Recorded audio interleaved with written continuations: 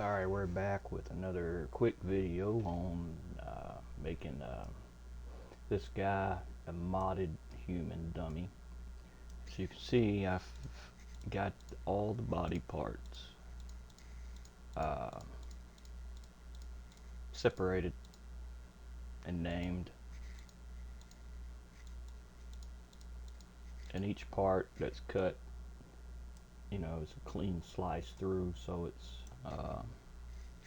there won't be any hollow body parts that break off.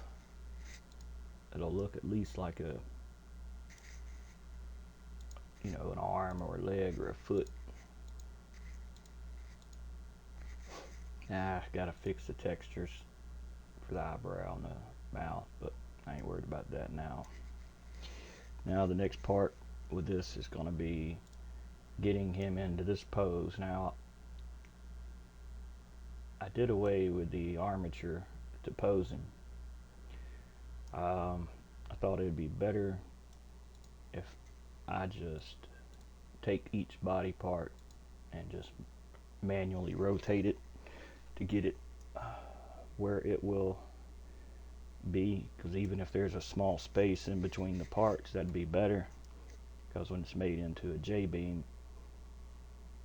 it's won't be no funny business going on with the parts looking like they're stretching or warping. Now if you notice, if I rotate this guy, his point of origin is the 3D cursor, which in like every video I ever make, I always say set origin to 3D cursor, set origin to geometry, and that pretty much tells the game where your object's going to be, whether it's a mod or if it's a track object. So if you go to import in an object and it seems like he's off to the side somewhere, and the thing that you grab to move him is about 20 feet away, well, you don't got your origin set. But as you can see, this guy's origin, all the parts are set to the 3D cursor, which is what you want if you're making something like this.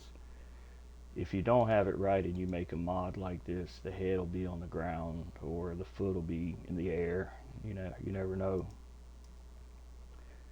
Alright, so now I'll just fast forward the video to get to the part that I am gonna just get all these parts lined up, and I'll narrate in areas that I think I should narrate, but I'll go ahead and get him lined up before I go on to the next part.